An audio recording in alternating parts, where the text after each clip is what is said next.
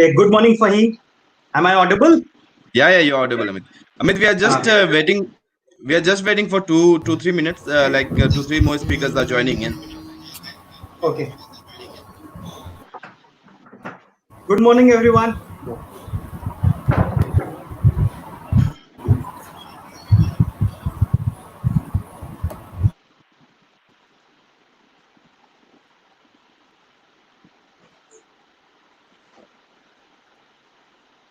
Ramesh sir, I guess you were on mute. Hello. Okay. So I'll just give a small brief about what happened yesterday, right?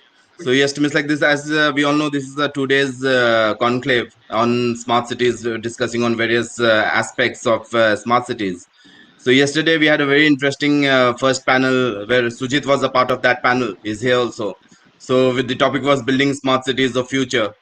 With regards to information communication technology, dividing effectiveness and efficiency, which was moderated by Vikram Sehgal, sir. He's the IGP CRPF, and we had almost around 5, 6 smart cities CEOs and commissioners present there. Then we had a very interesting fireside chat. Then we had second panel was on use of technology in tackling pandemics, disaster management, learning for the administration. So and plus almost around 300 plus viewers we had yesterday. So today, today we'll be having 3 more panels today. So the first panel, which is on transformation of cities from smart to responsive, that's the topic today, which Amit will be moderating. Then we have got a panel on intelligent, responsive, and progressive technologies, and then connected and integrated ecosystem towards smart cities infrastructure, transportation, and mobility. Those are the 3 panels which we'll be having today. So I think so, Amit, over to you. And when the other 3 speakers join, they'll come in a bit later. So you can at least start by introduction. Okay. Thanks, Fahim. And I would like to welcome all the panelists.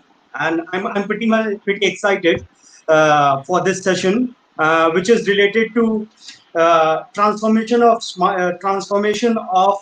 cities from smart to responsive. And when we talk about from smart to responsive journey, it's also about impact on citizens, energy, environment, and governance.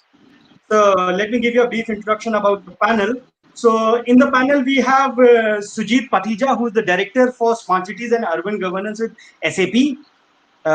We have Mr. Lalit Jain. He is the Director cum Special Secretary, Rural Development and Panchayats for Government of Himachal Pradesh. We have Mr. Sayam Agarwal. He is Additional Commissioner and CEO of Ludhiana Municipal Corporation. We have Mr. Satya Prakash Patel, who is the Municipal Commissioner of Aligarh Municipal Corporation. We have Gaurav Antil, who is the Joint Commissioner for Gurgaon Municipal Corporation. And we have Ramesh Singh Chauhan, Mr. Ramesh Singh Chauhan, who is the Nodal Officer for Project Cell and Social Development Expert for Dehradun Municipal Corporation. So if you look at the kind of August panel that we have, all these members are at the forefront in terms of helping cities not only to become smart, but also become responsive. So, let me set the ground rules for this panel discussion with the permission of the panel. What we will do is we will begin with a small presentation with Sujit, followed by a 2 to 3 minute introduction by each member about what are their initial thoughts around this topic of impact on citizens, energy, environment, and governance related to this journey from smart to responsive. And thereafter, what we will do is we will get into the questions. And Fahim, are we going to get questions from the audience as well during this panel discussion? I think so. After that, if anyone wants to if anyone wants to ask the question, it will show a ticker below to you in your this thing. So if there is a question, they can surely ask. So the audience is basically viewing it on separately, so you cannot see them here, but they are viewing. So we have got a different link for the delegates who are there. No, my question is that whether we will be able to see their questions.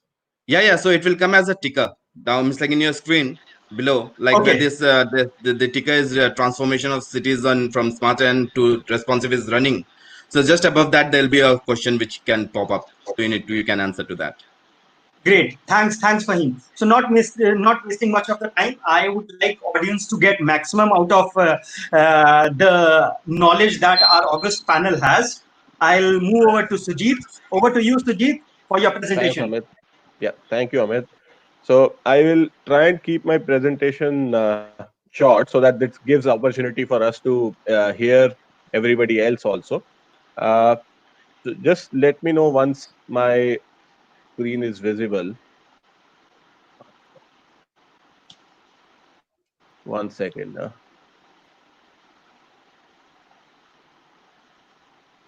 There is a share screen option, Sujit. You can just Yeah, click on yeah, that. yeah, I'm not sure if the right. Yeah, it's visible now. You can make it. Yeah, it's okay. Perfect. Yeah, thank you. Uh, Good morning, everyone. And I have had an opportunity to interact with some of you in the past, and thank you for giving me an opportunity to present my point of view as at the beginning of this panel. So, as I said, I will try and keep this as short as possible to ensure that we hear your point of views more than what I have to bring to the table. Uh, when we talk about smart cities, it's a 5 year old program now. And today's topic talks about moving from being smart to responsive. Uh, I felt that we have seen various versions of smart cities 1.0, 2.0, and so on. I felt that I should bring out something that a philosophy that SAP believes in, and hence the title Smart Cities X.O. uh, we truly believe this X and O stands for a philosophy that we have been propagating across the industries. X stands for experience and O stands for operations. So as SAP, we believe that when you bring experience and operations together, that's when you become truly responsive. And the theme of my presentation today revolves around X and O. In about 2018, McKinsey did a small study where they they found out that digital technologies, digital solutions can help us meet about 70% of our sustainable development goals, as highlighted by the UN. uh, they further went on to focus on some of the key areas like mobility, citizen and living, environment and infrastructure, and economy, and how digital solutions can help reduce commute times, reduce fatalities or disease burden on the citizens, or greenhouse gas emissions and water consumption for economy or for environment, and how it can increase formal employment in a city and decrease cost of living. So that is the overarching impact of technology, of digital solutions on a city, that on the sustainable development goals that each city today strives to meet. In the in the current times, this becomes even more more important. When I say current times, given our current situation, uh, the out of those entire set of digital solutions, these three areas become even more important. A digital government where government's operational efficiency. So today when we looked at the COVID-19 situation, we have while we have done wonderfully well in some areas, but we have also struggled in areas like getting the right set of information at the city level. Number of beds, places for isolation, how many ventilators do I have, how much medical equipment I have, how much sanitizers or sanitization equipment I have. So all this information, which if we have a digital government where all of these systems and departments are interlinked, all of this data is made available. uh, our response time to a pandemic like this would become really really improve really well. The second element of this is the data driven governance, which is an offshoot of what I just talked about. Once you have all of this data, you use this data to make the informed decisions. The third and most critical point is citizen engagement, and this will become even more important as we move forward. As part of this new normal, as we call it, where citizens have moved back from places where they have worked, and now the government of the cities are have to engage them, have to ensure that their livelihood is maintained where they are, and their experience of interacting with the government should be better than before. So these three become even more important. They become strategic priorities for a city government in the given times, and overall in the digital economy. How do we improve, or how do we move from the current state to the future state, around these three strategic priorities areas? So I think we've done the optimization phase, where we have done certain implementations, we have done certain interventions from technology point of view. To certain extent, I think we have also done the extension, where we have delivered services to a citizen proactively. We've done that as well. But I think it's now time for us to do transformation, and that is where we become from smart to responsive. When you do this transformation, where citizens just need to give their data once. We have seen a lot of announcements in this regard, where a lot of states have now started working on projects where they're looking at uh, collecting citizen data just once, and then they can apply for various schemes and services using that single data set. They don't have to apply again, they don't have to submit their details again and again to be able to reap the benefits of government schemes. So that's where transformation really comes in. Now, what is also important to understand is that cities there is a competition among cities, uh, inherent, or sometimes explicit, sometimes inherent. But there is a competition where citizens are moving from one city to the other for better livelihood, for better opportunities. Now, how do cities outperform each other is not just by including digital solutions into their system, but also by becoming responsive. How do they become responsive? By building trust amongst the citizens. So it is when you invest in digital solutions and you build trust amongst your citizens. That's when you become a truly responsive city, or a truly responsive government for the citizens. And how do you build this trust? A typical This is typical life flow for a city. You start with a cycle of reform to policy. You to identify a reform, and you form a policy around it. Then that policy is put into operations. The operations turns into outcome, and outcome lead to reform, and then the cycle repeats. So this entire cycle, if you see, there are a few places where we have X marked. These are the places where you get experience experience data from the citizens. So if you start from a reform, when you're defining your strategy or a political agenda for a city, that's where the feedback from the citizens becomes really, really important, to incorporate that as part of your for defining your strategy for the city. You start with that. You define your legal framework. You define outcomes, plan budgets, and define KPI. So this completes the cycle for from reform to policy. You've created a policy.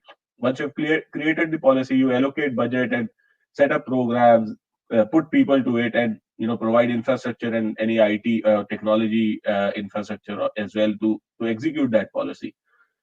When it comes to operation, that there again we see two places where you start collecting data from the citizen, feedback from the citizen, how to improve these operations. So when they are requesting a service, or when you are providing a service, at both these places you collect citizen feedback. You improve your operations to ensure that the outcome are met.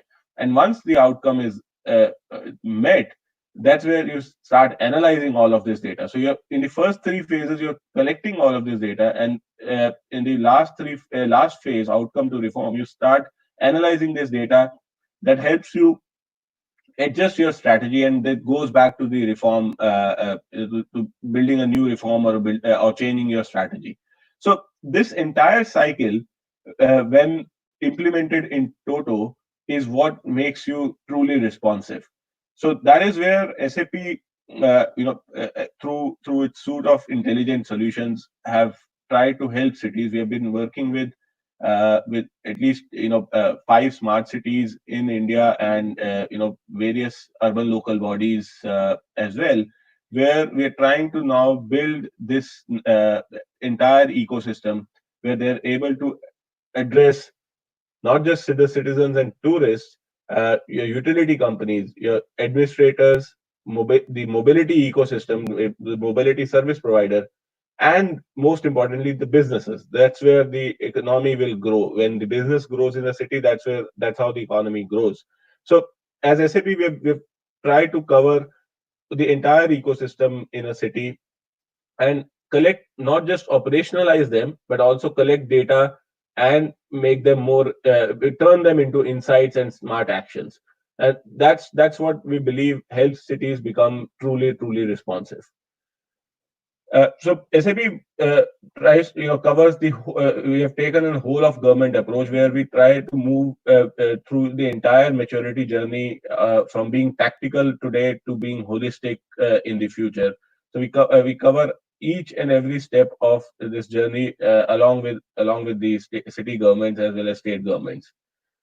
Uh, so when it comes to experience management, or experience, citizens feedback, it's really important to listen to the citizens, and to sometimes even the employees that are there on the ground, who are interacting with these citizens on a day-to-day basis.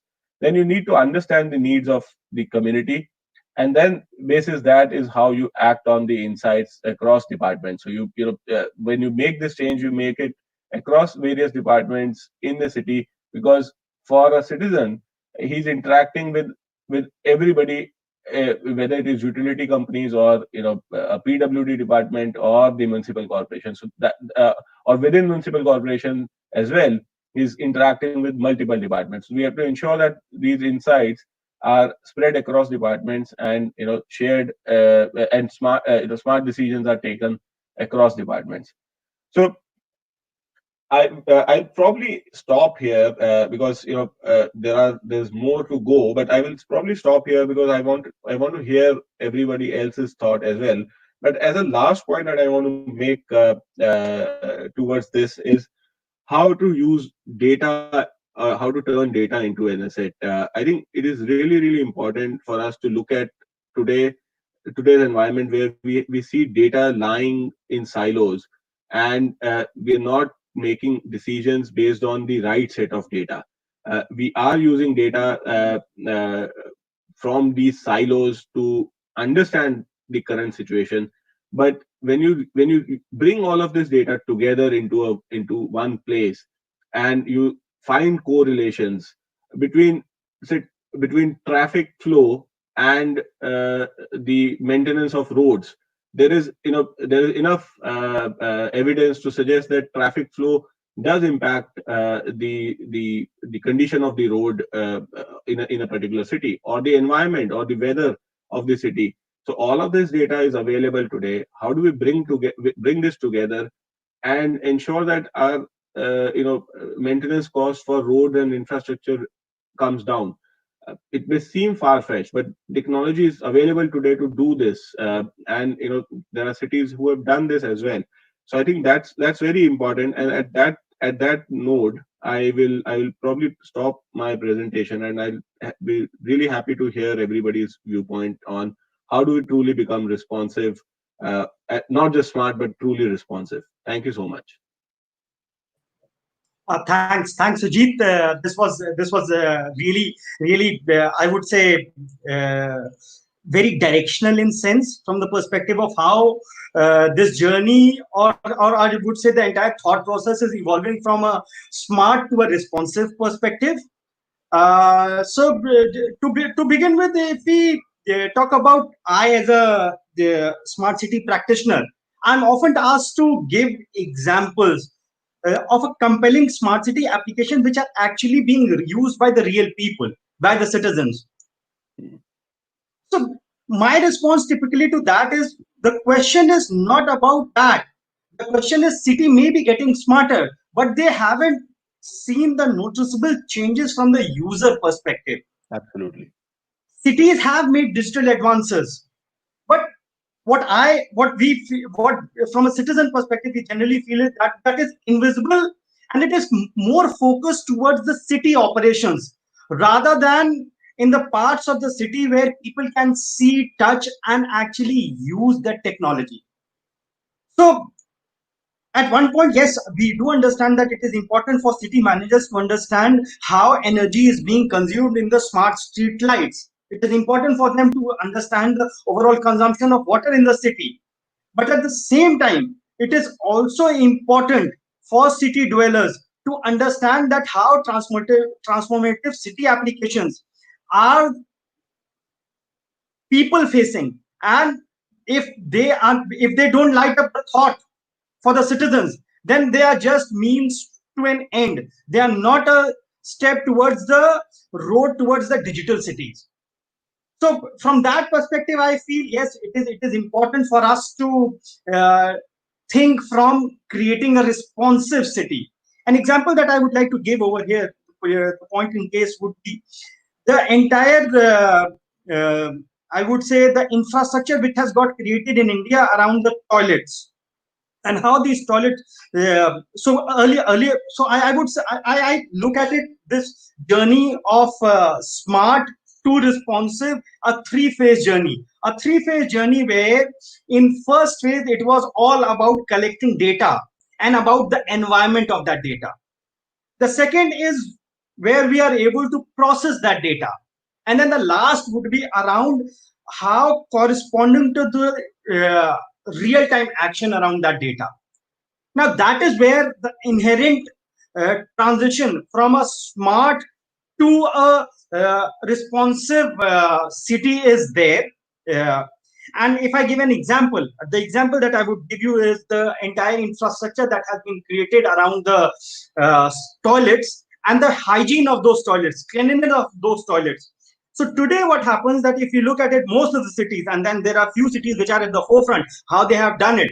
Ludhiana has done a tremendous job around that, of how they have mapped each and every toilet, that public toilet that is available in the city, onto using a GI, using their GIS coordinates, and then mapping that and making that available to the large community, so that they can use that as part of their application and make best use of by making that information available to the citizen, and then also taking citizen feedback as part of the responsiveness, so that the city authorities can take appropriate action to ensure that those toilets remain usable for the citizens. Now, this is a very good example of how a smartness from a perspective of creating an infrastructure and making it responsive.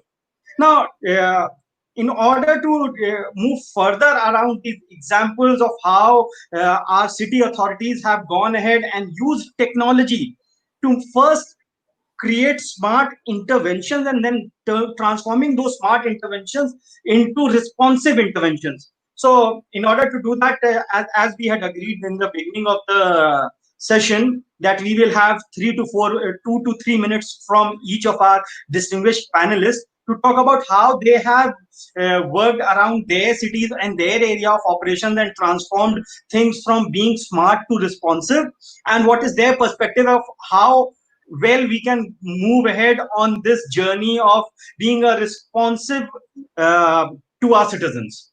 So let me begin with Sayam sir from Ludhiana. Sayam sir, over to you to start with, and then we'll go in that way. There's no particular order that I'm following. I'm following the order which is appearing on the screen. So pardon me if I'm skipping anyone in terms of the sequence. Over to you.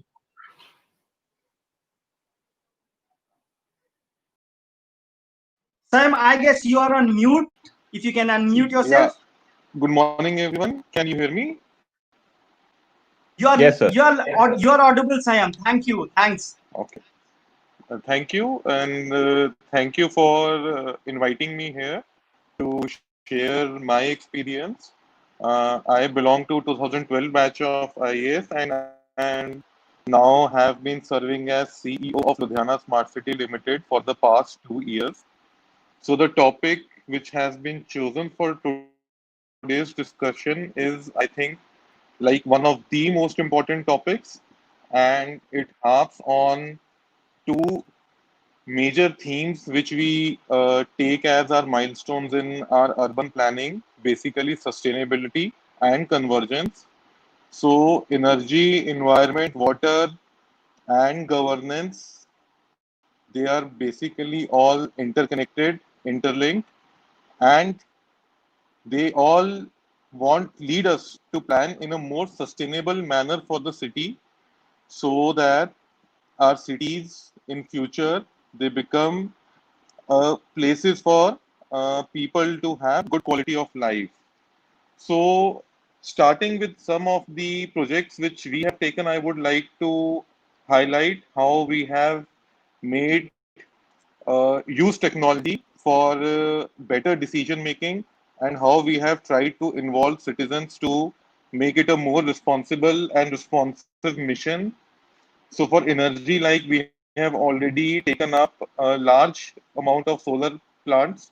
Already 1.2 megawatt has been commissioned in Ludhiana, and we are further planning to expand it to 3 megawatts. And this had been a long pending demand of citizens because city being an industrial hub, so there was quite a demand to switch to renewable sources of energy. Along with it, we have taken there is a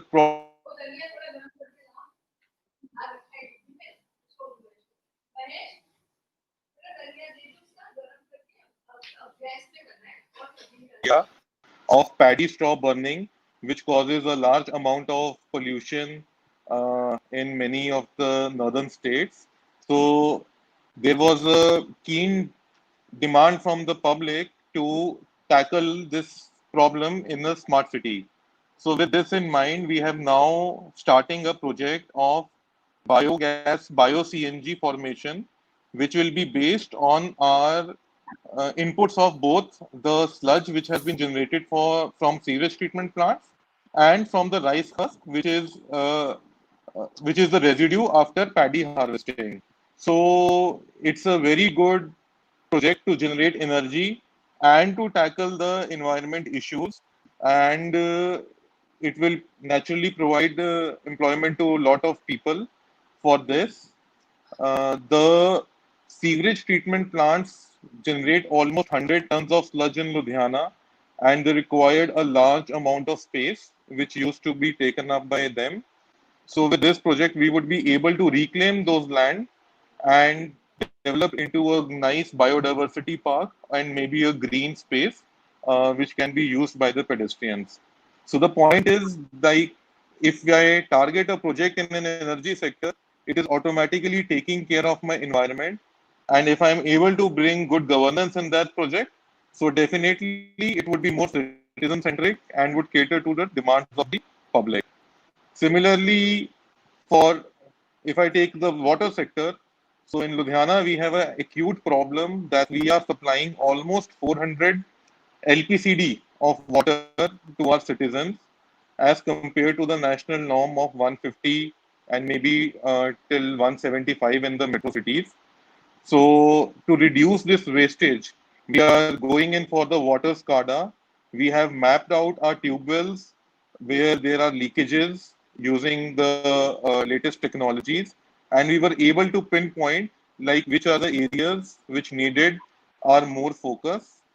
And along with that, we are now planning to shift to surface water since the groundwater table is depleting in the city.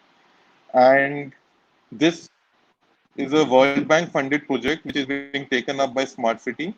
And definitely, this would help in arresting the desertification which is happening because of the depleting groundwater levels. Similarly, we have a very famous drain which is now become a nala. It's called Buddha Nala, which has been polluted because of direct outfalls of industrial and sewage treatment plants in the city. and it has been a long pending demand. And even in the citizen feedback survey, so we got a lot of feedback on taking up that project. So we are now taking up a comprehensive rejuvenation of that drain, in which we would be augmenting our sewage treatment plant capacity, and also we are taking the whole comprehensive beautification of the Nala so that it becomes a vibrant public place for the citizens. So it's almost a 14-kilometer stretch, and we are in now almost finalization of our tender. So if this project goes through, it will be a landmark in urban transformation in Ludhiana. So coming to governance, I think the smart city mission can serve as a model of good governance for all the departments, because the aim of governance in urban planning is to be transparent, accountable, and responsive, as is the topic for our discussion.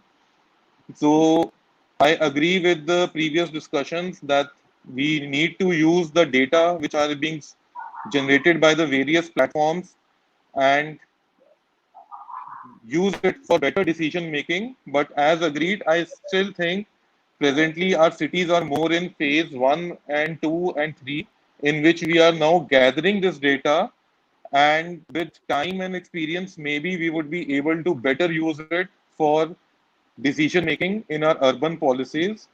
So, one just small example I would like to highlight, like we installed some smart poles in which we have air quality sensors.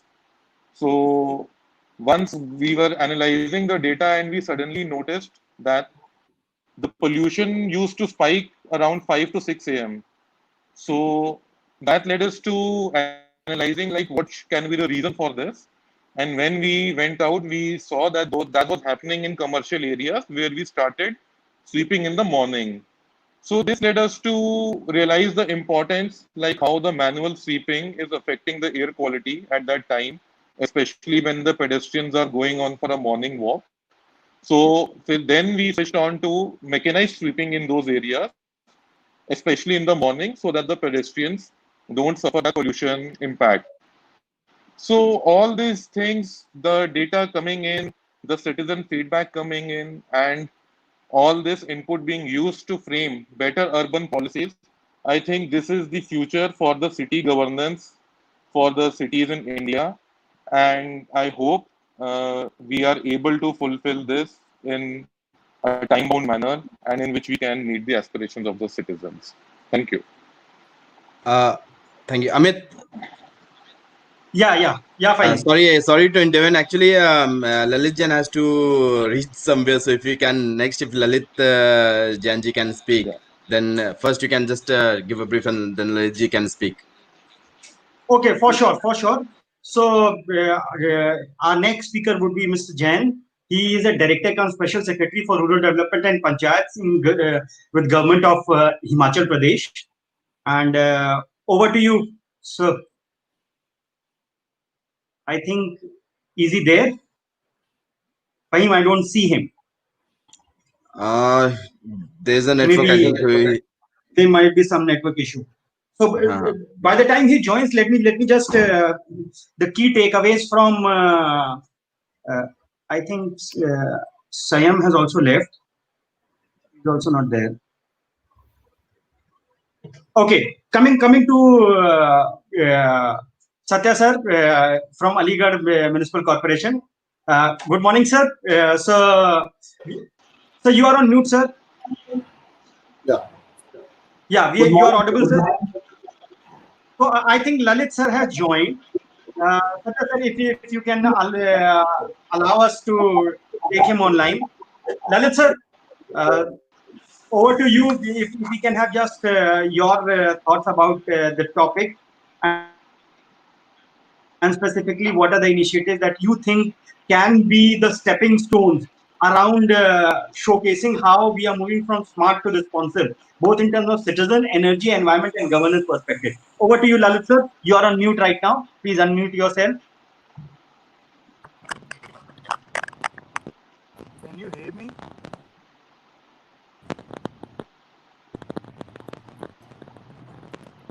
Can you all hear me? Yes, sir, we can hear you. There is slight Can you hear me, disturbance, please? but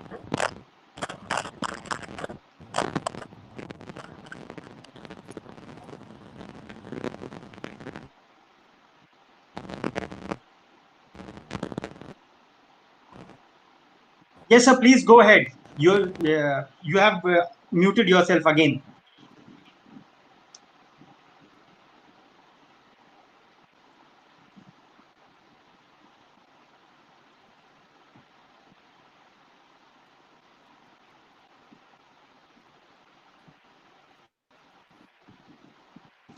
I think I think we still have technology issues. Fahim, if you can handle it offline with sir, that would be great. And in the interim, what we can do is, for the benefit of the audience, we'll continue with Satya sir. Satya sir, we are over coming back to you. Apologies for this technology glitch. As Murphy says, if anything has to go wrong, it will go wrong. So, yeah. So over to you, Satya sir. Good morning to everybody. I'm Satya Prakash from Aligarh. Amit, as you told initially, the technology recently used only for city operation. As we think, practically, ICT platform in the smart cities for city operation, but we have to focus how Satya to जी आपकी city आवाज नहीं आ रही है. uh, I'm audible. Yes, sir. You are audible, loud and clear. Okay, so still we have to cover how to experience the citizen, how citizen will experience. But as of now, we are mainly focused on the ICT. We are using the ICT only for the city management and the process issues.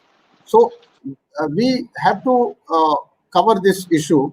But come to the My City, how we are moving from the smart city to responsive city in case of energy, environment, and the governance issue.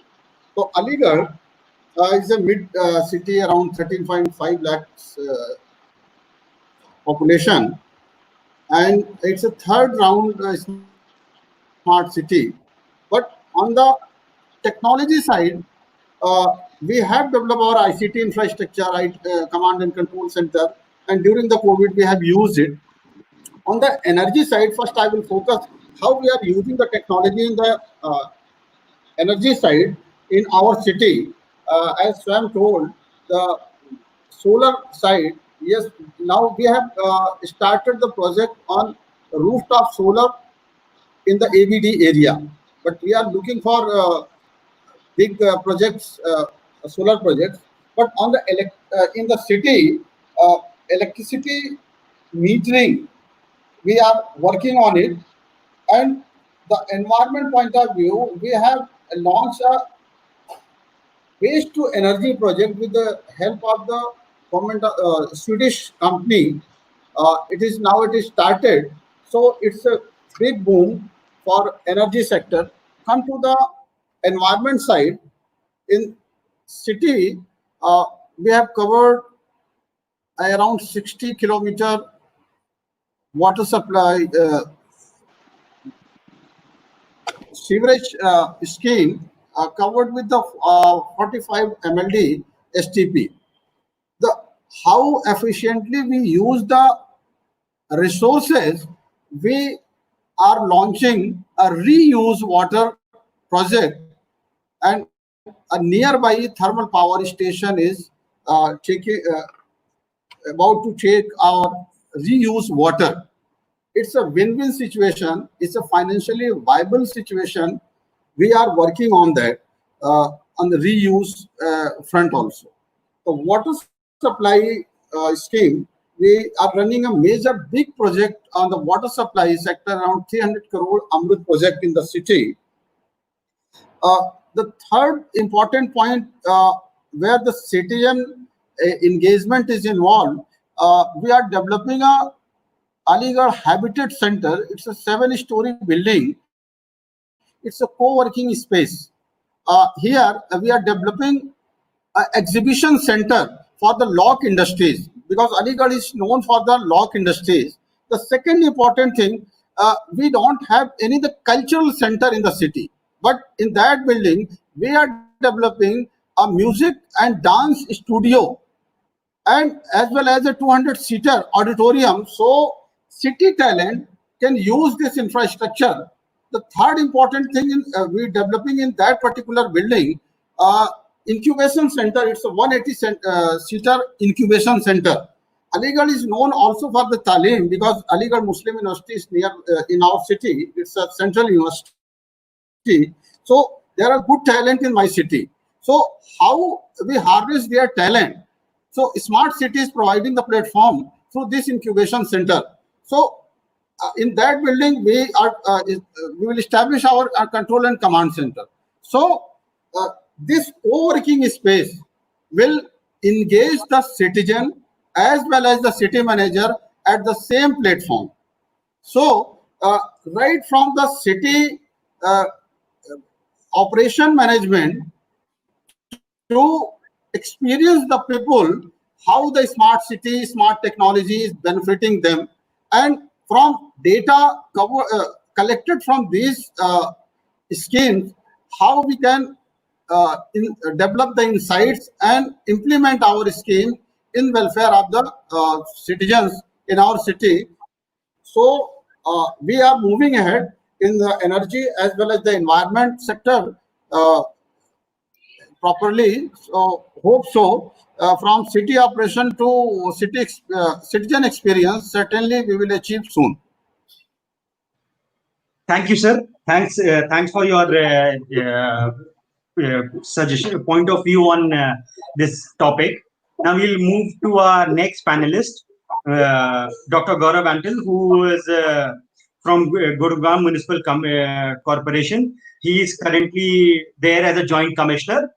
And over to you, Gaurav sir, for your thoughts around this topic and how Gurugram is moving on this journey, first of becoming smart, and then moving towards the being more responsive, and especially in this time of COVID, which has engulfed us, not only us but the entire world, and it is challenging the governments both at the central, state, and at the city level, the ways which normally reserved for the kind of wars and the depression and the natural disasters.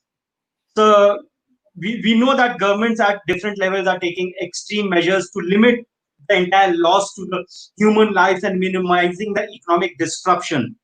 So from that perspective, we would like to understand that what is that, and correlating to this topic, how Gurugram as a city is trying to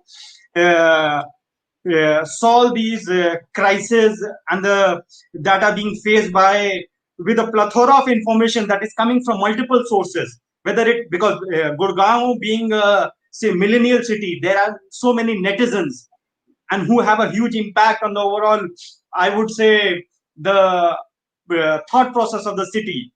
And they are constantly providing their feedback to the city through social media, and citizens are looking towards the government for credible information and guidance. So in these challenging times, how Gurugram is coping up, that is a specific area of interest for many of our audiences. So that's where we would like to have your point of view, sir. Good morning, all. I am Dr. Gaurav, Joint Commissioner, Municipal Corporation, Gurgaon. I feel privileged to be part of this panel, and I'm very thankful to the organizers for organizing this virtual conclave. In this current scenario, we are aiming for cities which are providing poor infrastructure that include adequate water supply, assured electricity supply, managing our sanitation, urban mobility, affordable housing, especially for the poor, through robust IT connectivity, digitalization, and IT interventions. I would start my sharing with the initiatives with Gurgaon Municipal Corporation, Gurgaon Administration, and our umbrella body, the GMDA, Gurgaon Metropolitan Development Authority. What initiatives generally we are taking and what the corona specific initiatives we are taking. We are using the latest technologies and IT interventions with respect to the solid waste management. We have an integrated solid waste management project that include all the aspects right from door to door collection, then transportation, that MSW, and processing it at the waste to energy plant. Right at the source segregation level, at the household level where this MSW is generated. To begin with, we have installed some QR codes in 2 3 sectors so that we are aware of the percentage of houses that are covered with respect to door collection, aiming for the 100% door to door collection. We are using a Swachh Nagar app for that. Then our route of vehicles carrying MSW, the working at the waste to energy plant is reviewed online on daily basis in our integrated command and control center that is being looked after by GM. Municipal Corporation Gurgaon has geo-mapped all the community and public toilets which are being maintained. The drawbacks are being rectified through the citizens' feedback. We have an intra-city bus project that has around 200 buses for the city Gurgaon. The route rationalization, e-ticketing, and various other IT interventions are used in that to provide a comfortable experience for the commuters. Then the mechanized sweeping on main roads is being followed. The vehicles are also geotagged. The data generated is reviewed on daily basis to optimize the efficiency of services which are being provided. But what I feel, we only focus on the usage and implementation of technologies rather than the inhabitants of the cities, their basic needs, and how they can be involved in the planning process. As Mr. Sujit has rightly said in his presentation, that citizen feedback should be incorporated in the planning process itself so that we can improve the service delivery, we can improve their experience. With respect to the Corona initiatives, the Gurgaon Metropolitan Development Authority is coordinating with all the departments. We have collected a database of all doctors, paramedicals, whether private or government, retired or serving doctors. Then we have started e-medicine. We have started few helpline numbers. Any person feeling discomfort or suspecting some corona symptoms are there, he can connect our panelists, the doctors we have registered on our website. Then we have a complete database of medical facilities, hospitals, beds, and different paraphernalia that we have with respect to this. We also develop committees right from the ground level. In each ward of the municipal corporation, unit committees, then sector committees and zonal committees to review if there is any necessity of medical intervention, any necessity of ration for the distressed families who have lost their livelihood or not able to work, who are hand to mouth. So we have surveyed all of the city during this corona crisis. All the daily wage laborers, we provided ration on daily basis at their footsteps because we have a comprehensive survey of exactly the requirements of people with respect to the medical facilities, with respect to food. So we were able to contain the movement of migrant labor for a long time, for 3 4 months. and the unrest was avoided. So these are the basic interventions which Gurgaon Administration Corporation and GMDH have jointly undertaken. So I would like to stop here to gain some insight from the experiences of our other esteemed panelists. Thanks a lot. Thank you, Gaurav sir. Thanks. So now we move to our other panelist, Mr. Ramesh Chauhan, who is from Dehradun Municipal Corporation. And Dehradun being one of the smart cities as well. And on the foothills of Himalayas, I think the impact of initiatives on the environment and the things are of utmost importance to this city. So, from that perspective, we would like to hear your experiences, sir, around this and how various interventions by Dehradun Municipal Corporation is helping Doon citizens to become more participative in this journey of being responsive. Over to you, sir. Hello. Uh, thank you, sir. Uh, may audible? Hello. Yes, sir, you are audible. You are loud and clear. Okay. Transformation of cities from smart to responsiveness and their impacts on citizen and energy, environment, and governance. I'm talking about the year 2015 witnessed of the measures taken by the central government uh, to vibrancy in the cities and the towns of the country by launching of many time-bound mission mode projects, initiatives such as smart city missions, housing for all, and digital India and Amrut.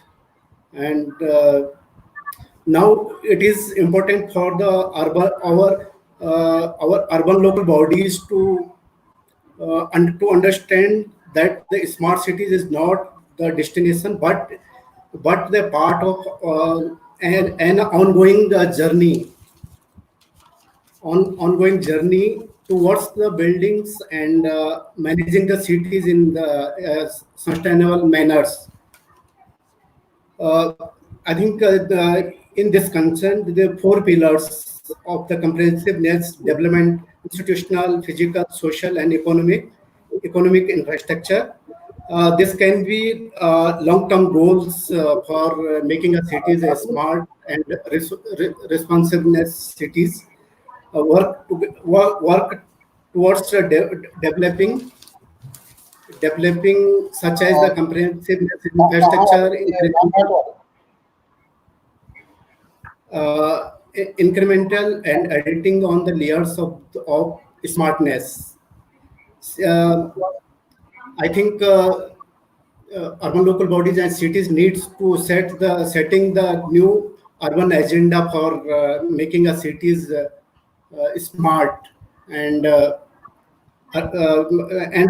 after the point of urbanization trends, the challenges of financing, urban development goals, and urban housing and services, and new urban agenda for transforming of the cities in terms of the citizen participation and energy conservation, environmental conservation, like waste to wealth and solid waste management, clean cities, and so that improve the quality of life of the city dwellers.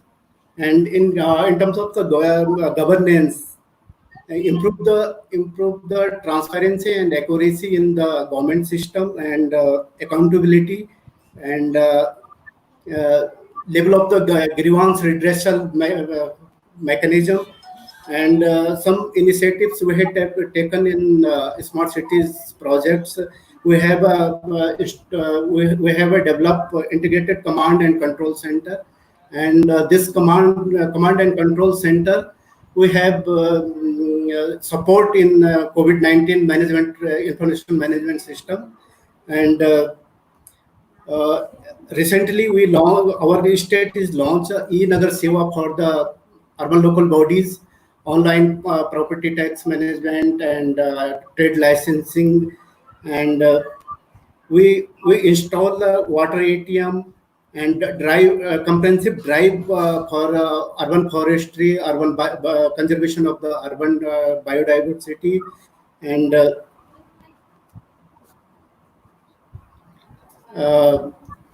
in schools under the smart city project, we connect the school and improve the make a classroom a smart classrooms, and underground cabling system and electricity is project is also going on, and uh, rejuvenation of the Gandhi Park and parade ground is going on, and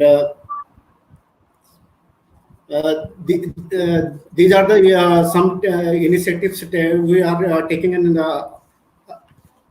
smart city projects in our cities, and we focused on the citizen participation, citizen engagement in local culture, folk. Uh, Recently, we celebrate Harela, one of the folk festival in the Uttarakhand, and it is this festival is dedicated to nature, and in this drive, large scale of the trees saplings in the state and as well as in cities. Uh, these are the initiatives, and uh,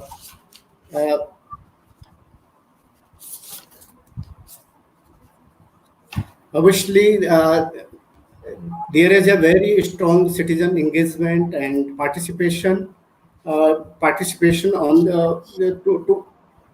to moving over the urban sustainability and eco to develop the eco cities. Thank you.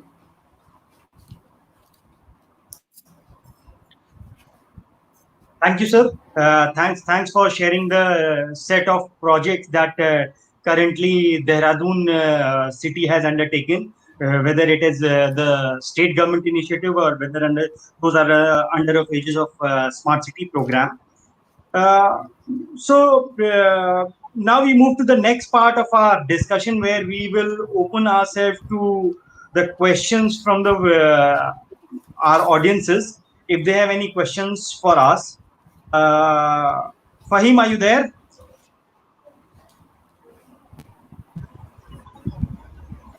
We don't see any questions as of now.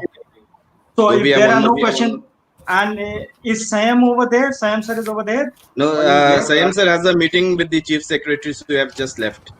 So Lalit ji is, Okay. I think so he is logging in. Yeah. Lalit sir, over to you, sir. If we are audible.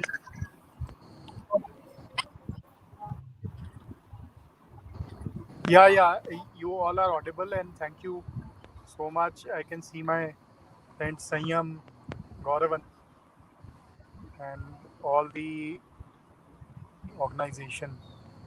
Uh, I've been trying to log in for long, but somehow since I was traveling, and it's a mountainous area, so networks are always an issue. Coming straight to the point, I've been hearing the conversations.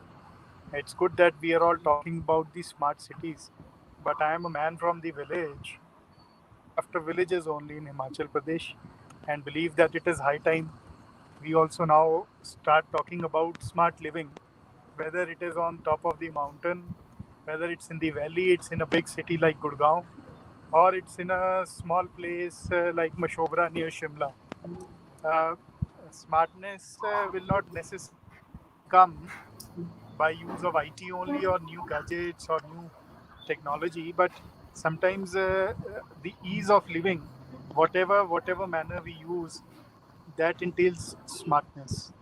So the motto of any smart living should be how easy the life of the people we make, uh, keeping in view the ecological concerns and the health concerns also, especially in the post-COVID times. It is no smartness if we are surrounded all the time by electrical circuits and by Wi-Fi, which is very strong in range, and after 50 years, we'll all realize that we have Alzheimer's.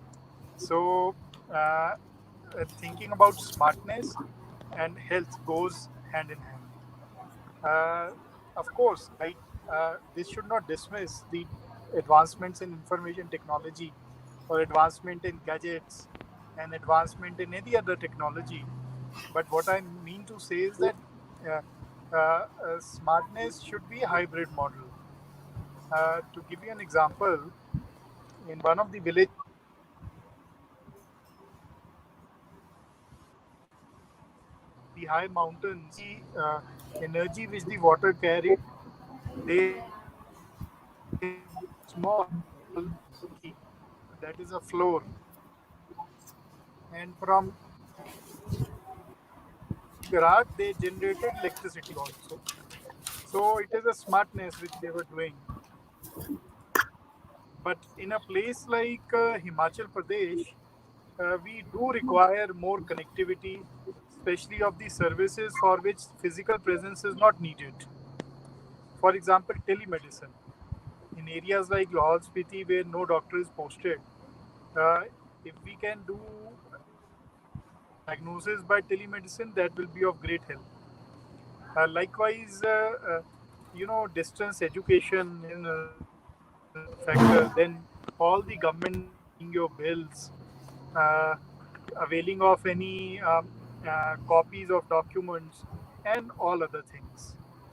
I also feel that in the world when smart cities have become a buzzword, we have too many solutions, too many things chasing us, and at the end of the day, we are just confused which technology we should opt for.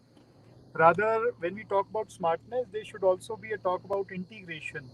There are thousands of systems available for a process, and what is important is that we integrate them.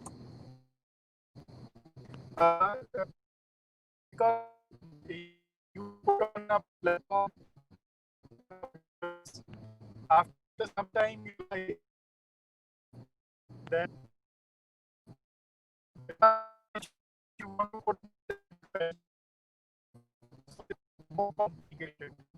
Just as it has become complicated to ask for the services which you have, so complicated to know which one is using in governance. So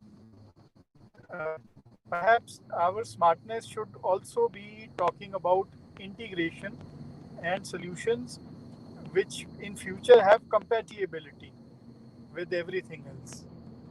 Uh, since I also look after town and country planning for a short while, I have that portfolio. So again, there is a requirement of smart solutions for city planning, especially post-COVID times when we are looking for places which are open in nature, which have a semblance of isolation also. I think, in short, I have said whatever moot point I wanted to make, and thank you for giving me this opportunity. Thank you, Lalit sir. I think there is no better way to put what you said. Was smartness is not about large IT systems or large technology interventions. It is about bringing in the smartness from small isolated systems, integrating them together, and helping them to converge for a larger cause. And that is something which I understand very clearly. So if I were to take a small example, a very small example that I would like to quote, of not a very high end technology, but reusing an existing thing and coming up with a solution. The example that I want to talk about was a city that was facing a lot of problem related to rats that were impacting the overall civic services in the city, and there were very limited baiting resources. So how cities started using was that cities started using not only the data that was related to the historical data related to the broken windows, the water main breaks, the garbage reports that were coming, rat control requests that were coming, and then based upon that going for a using these multiple data sources which are not related to them, and also related to the data that was coming from health department of certain pandemics. Now correlating this entire data, the city was able to use predictive analysis and take preventive measures, basis which that rat menace was reduced in first year itself. It was reduced by 27%. So imagine a situation where no big IT system or an IoT devices or those kind of things were installed. It was just a historical data that was used from various other, by converging the data from various other departments, correlating the data and coming up with a predictive analytics. So there I totally agree with you, Lalit sir, that it is not about implementing high-end IT systems. It is about integrating data from various sources and repurposing that data and using it. So absolutely clear. The other example which Siam gave related to this entire paddy residual usage and converting into a biofuel. Now that is also something which is not a high-end technology solution. It is all about using the exist, because today the meteorological department is already publishing that data of where the paddy burning is happening, where high concentration of CO2 is there in those parts of the country, and how that data can be correlated, and based on the predictive analysis we can come up with identifying which are the farmers who need to be communicated and who need to be counseled, so that the purchase of paddy can happen from those places. This way it will have and there is no high-end technology solution that we are implementing. So I think these are few of the use cases which I see. Yes, talking about the entire mechanized sweeping, uh, moving to mechanized sweeping, not during the early hours of the day, but late in the day, when we are talking about the spikes that are being observed from the air sensors that have been installed on the smart poles. Now this is something which is becoming responsive, using your instrumentation layer, generating that data, studying that data, and becoming responsive. Now this is something which is the true spirit of our topic, where we are talking about how it is impacting the citizen, energy, environment, and the overall governance. So Fahim, you Yeah. want to say something? Yeah. So basically now, it's like we have heard all the government perspective on basically the topic of our session, right? So I think so now Sujit can bring in the industry perspective as well on this overall scenario. Yeah, so I was about to come back to Sujit specifically. So there were two things that I took from Sujit's presentation. The key themes. The first theme that was there was data from the citizen should be collected once, and that data should be the single point to catering to the multiple needs of that citizen, keeping citizen at the centricity, keeping citizen at the center, and developing services around that, and collecting data once and reusing it for multiple purposes around various services that a citizen avails from the government. That was one. Sujit, I would like to hear a few use Sure, cases sure. around that, if you have. Absolutely. Point number two, related to that was where we are talking about data in silos. How data is being generated in silos, and the example that I gave, the entire data that is related to the complaints that are coming to the civic authority about rat menace. Then there is a data related to the diseases that are happening because of the rat menace. Now that is residing with health department. Then there's a third data that is related to the water leakages that are happening, and the data that is with the agriculture department related to the loss of agricultural crop that is happening because of the rats. Now all these three data, when correlated, it will lead to a lot of insights and a lot of actionable information and improvement in governance. So Absolutely. if we were to talk about those data in silos and talk about what are the ways in which we can do to a few use cases or few examples that you might have, we would like to hear from you. Over to you, Sujit. Yeah, thank you so much, Amit. I think you raised very pertinent point, and I think the rat example is a wonderful example.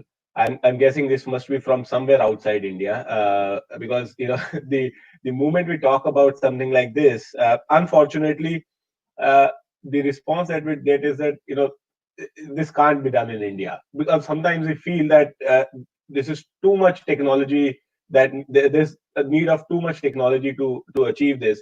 But at the end of the day, uh, if you look at the technology intervention to do this, it's very, very minimalistic. While yes, it plays its role, it is about bringing the culture of collecting data and bringing that data into one place. That's the larger issue that needs to be addressed. But I'll come to the first point that you mentioned about the collecting data once, and in the technology parlance, what we call as master data management. Essentially, that is what uh, ensures that you need to collect data only once and you use it multiple times.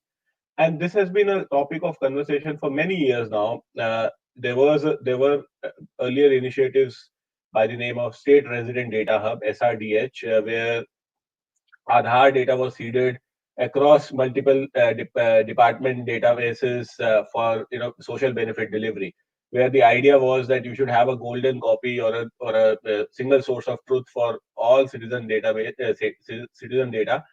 and then you use that data for disseminating social benefit to the states or to the citizens.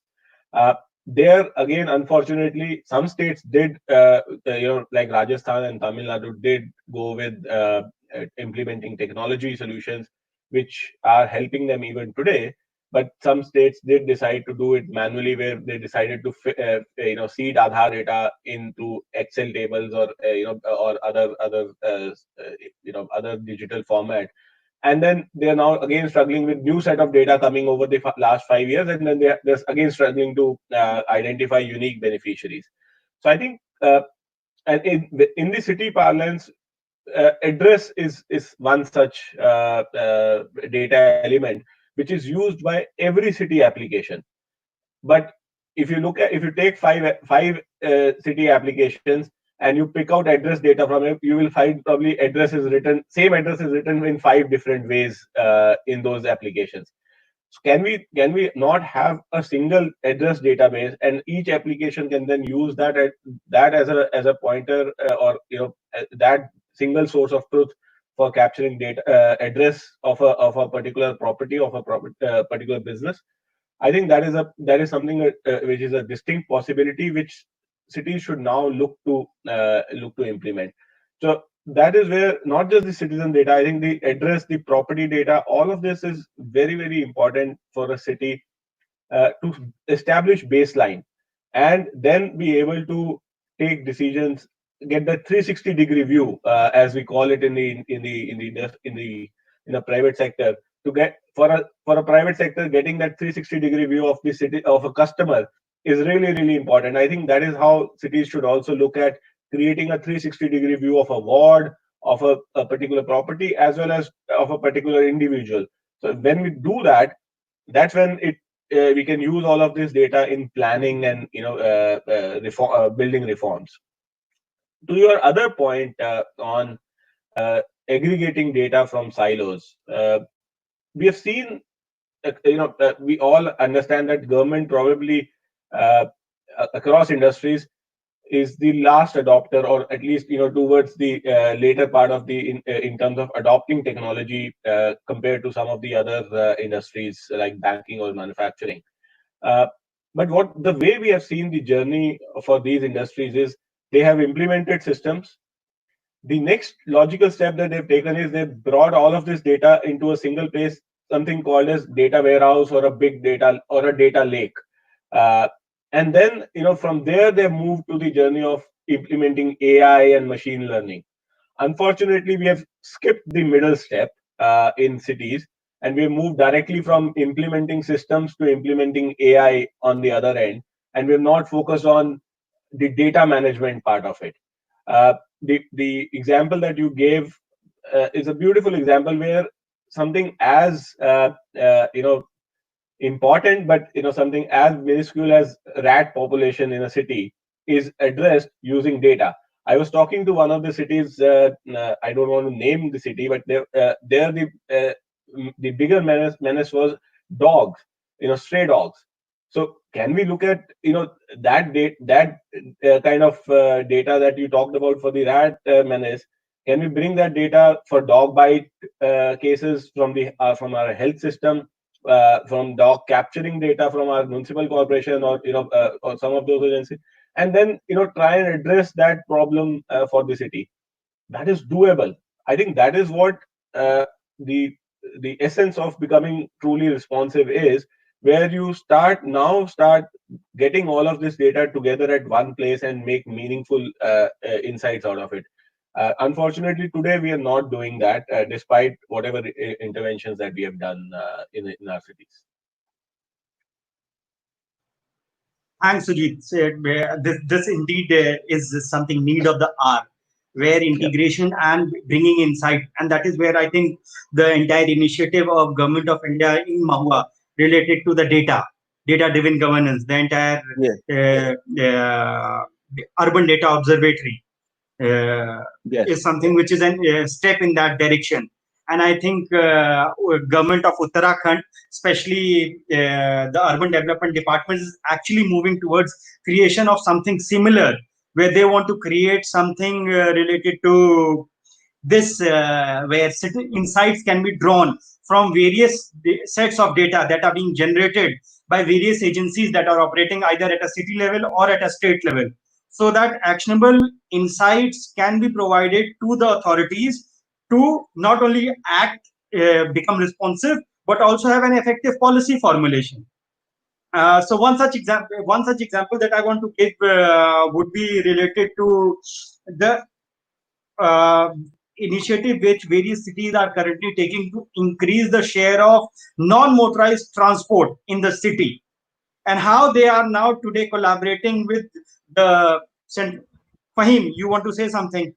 So, Sujit, there's a question for you, I think. So if you yeah. click on the live comments on the right hand side, if you see,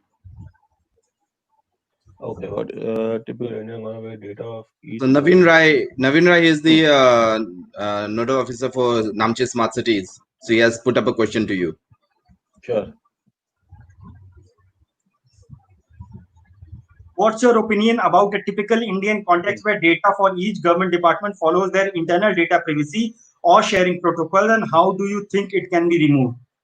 Okay. This is a question Uh, to you, Sujit. yeah, yeah. Thank you so much, Naveen sir, for asking this question. I think there is a this is something which is a known problem, and I would not say that this does not exist, and there is no simple solution for this. But uh, the fact that there is a possibility of data anonymization, the technology offers solution where you can anonymize whatever data that you're getting, to ensure that PII standards are met, to ensure that you're only collecting data that is relevant for your decision making, and not collecting personal information, personal identifiable information from this data.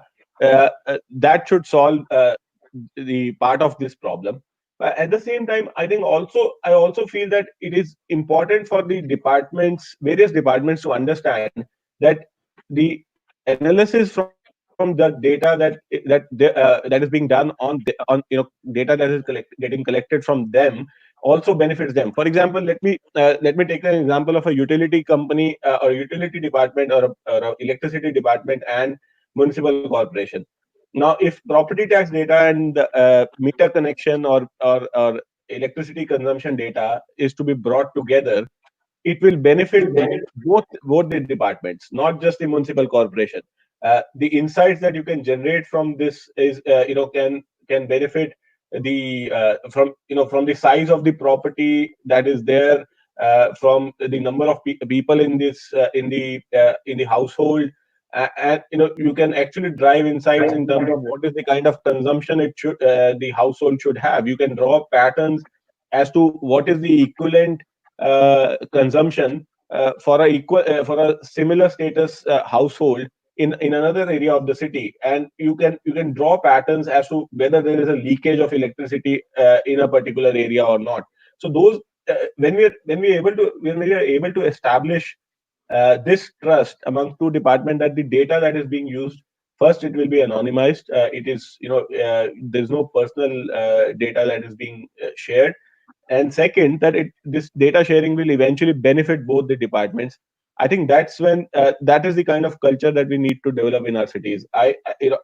There's no easy way of doing this. I totally understand it, but as a first step, I think it is important for the municipal corporation itself to start using their own data across multiple departments. So, water data from water connections and data from property tax, they themselves don't talk to each other. So if we can show value of correlation of this data within municipal corporations, that is where we will be able to build trust to for other departments to start sharing it.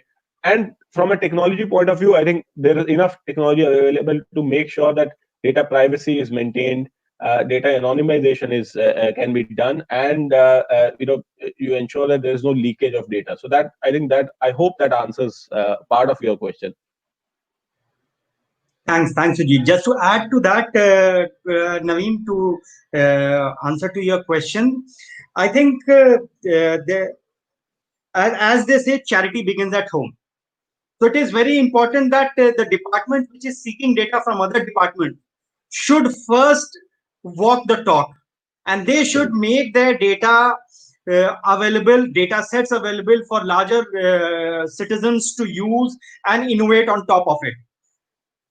And based upon few successes, achieving few low hanging fruits, I think more and more people will come on board and they will start collaborating. So it is very important that first of all, the department which intends to use other departments' data, they have to first open their data, and that is what open data culture is all about. How you anonymize data and make it available for the researchers, for the innovators, and for other government departments to start using that data.